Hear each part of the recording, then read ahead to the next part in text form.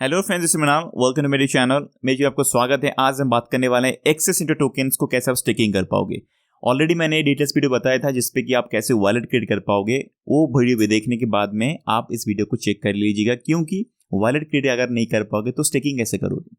तो चलिए आज की वीडियो यहाँ पे शुरू करता हूँ, लेकिन वीडियो शुरू करने से पहले मेरा डिस्क्लेमर है, this video is only for the educational and information purpose. If you want to invest in any token or any coin, then please do your own research.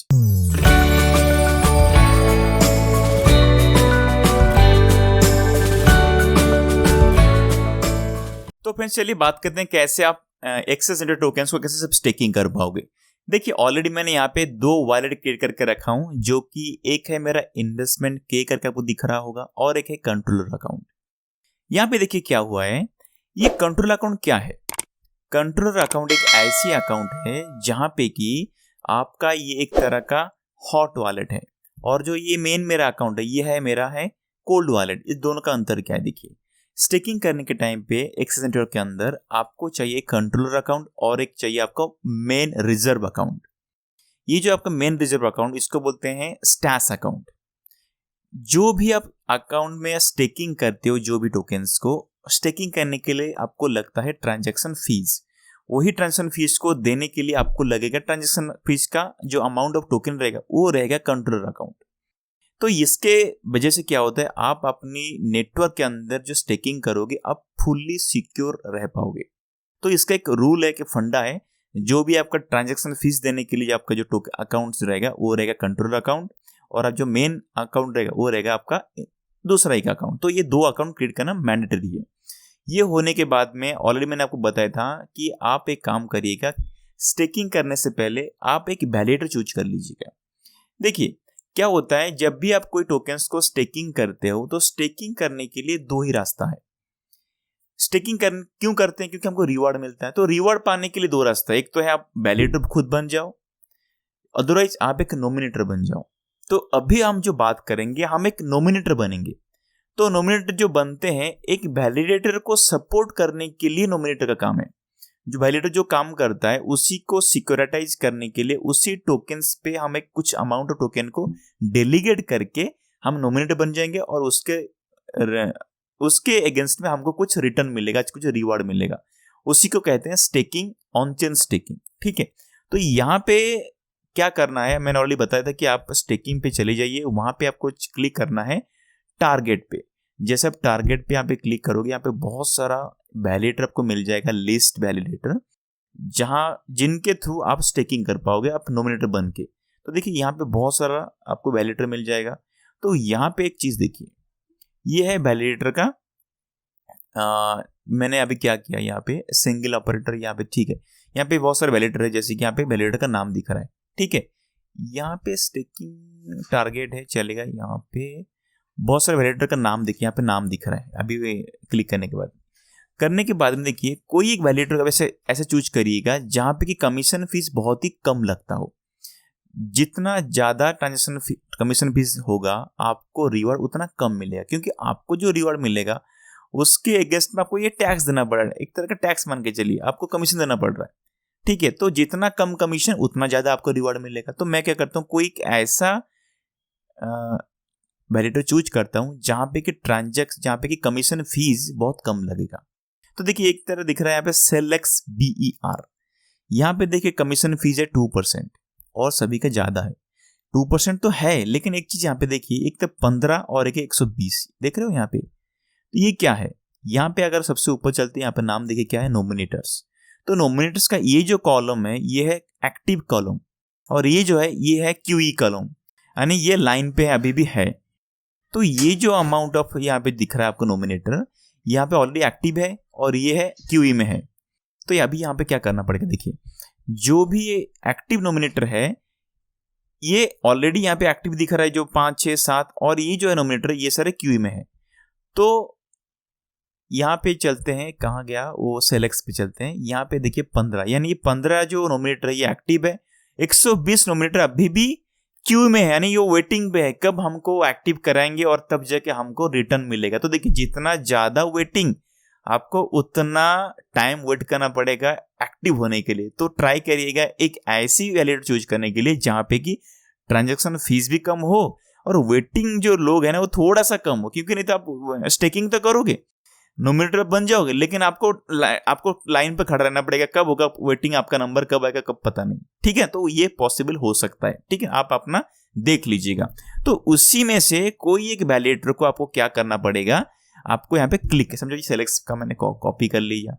जैसे आप क्लिक करोगे यहाँ पे एक उसका एड्रेस मिलेगा, ये एड्रेस को आपको कॉपी करना पड़ेगा।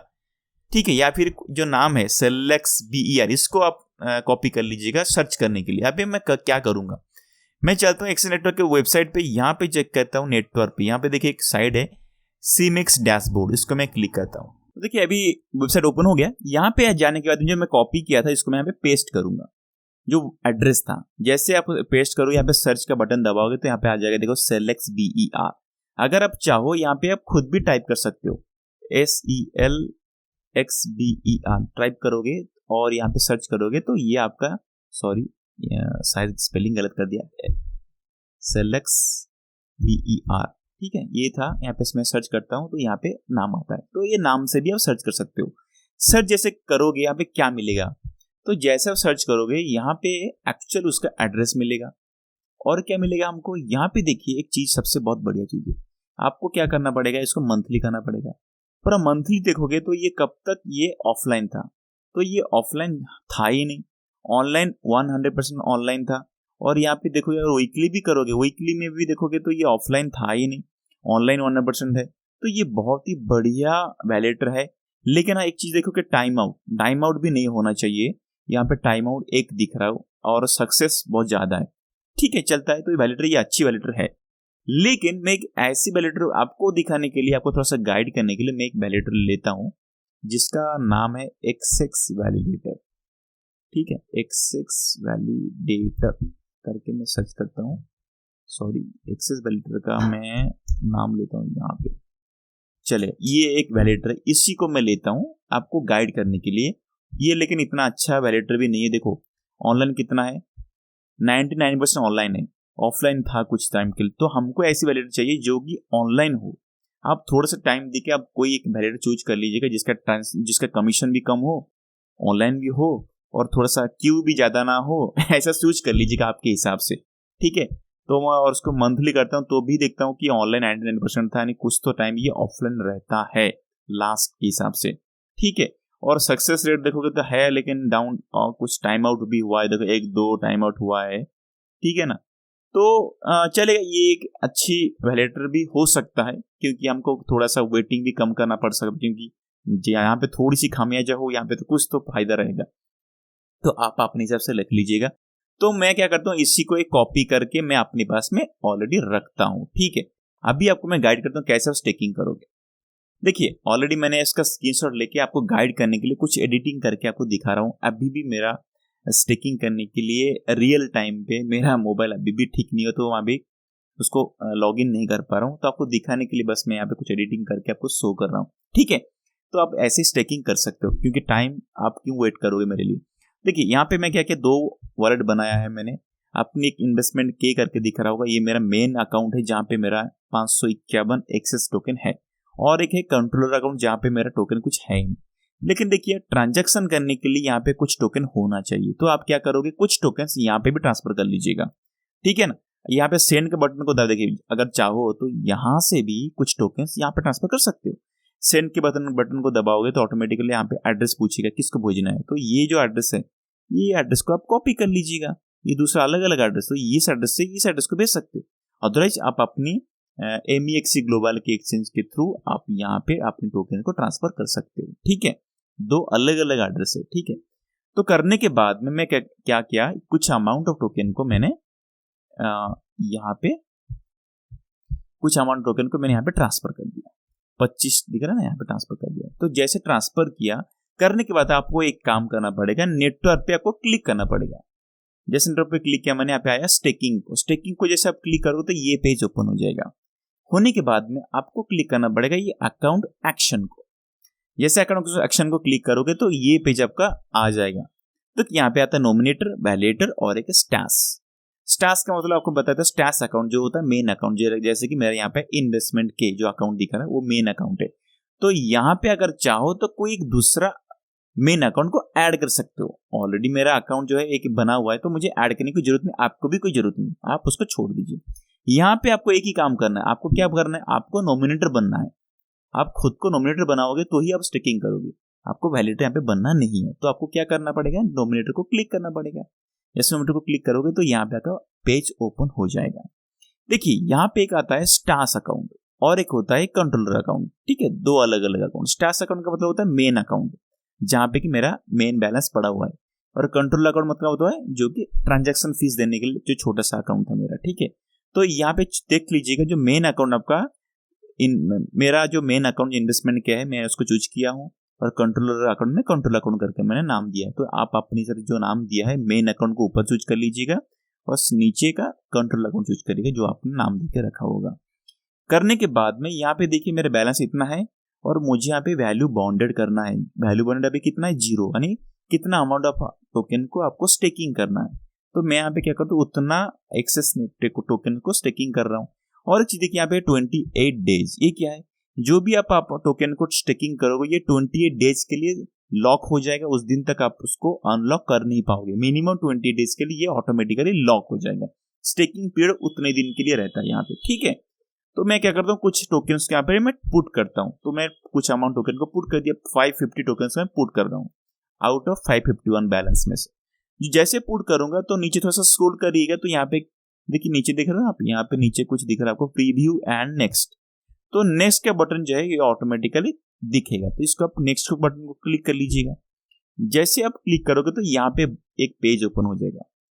तो जैसे यहाँ पे पेज ओपन होगा, यहाँ पे देखिए मैंने जो कॉपी किया था जो एड्रेस था, देखिए यहाँ पे मैंने ये एड्रेस को कॉपी किया था एक्सेस वैलिडेटर का। जो आप कोई भी वैलिडेटर का जो यहाँ पे एड्रेस को कॉपी कर लीजिएगा, और यहाँ पे आपको पुट कर लीजिए। जैसे पुट करोगे तो यहाँ पे आपका ऑटोमेटिकली वो वैलिडेटर शो करेगा, ठीक है। तो इसको जैसे आप क्लिक करोगे, ये वैलिडेटर जैसे आप क्लिक करोगे तो ऑटोमेटिकली ये वैलिडेटर जो नाम है ना, ये यहाँ पे ऐड हो जाएगा, नॉमिनेटेड अकाउंट पे ऐड हो जाएगा। तो मैंने क्या किया, इसको क्लिक किया, जैसे क्लिक किया वो एक्सेस वैलिडेटर यहाँ पे आ जाए, नॉमिनेटेड अकाउंट पे आ गया। तो जैसे आ जाते यहाँ पे बटन आ जाएगा बॉन्ड एंड नॉमिनेट। तो उसको जैसे आप क्लिक करोगे, आपका यहाँ पे पूछेगा, यहाँ पे आपका कुछ पासवर्ड देना पड़ेगा, जो कि ऑलरेडी आपका जो अकाउंट है, आपने जो वॉलेट क्रिएट किया था वहाँ पे देखिए कुछ पासवर्ड देके आपने अकाउंट को क्रिएट किया था। मैं जो फ्रेजल कोड था उसका ना बात नहीं कर रहा, कुछ पासवर्ड आपने देखे अकाउंट क्रिएट किया होगा, वही पासवर्ड को यहाँ पे पुट करना पड़ेगा। तो ऑटोमेटिकली आपका अकाउंट जो है अनलॉक हो गए, वहाँ पे स्टेकिंग होने के लिए रेडी हो जाएगा। तो यहाँ पे साइन एंड सबमिट कर लीजिएगा।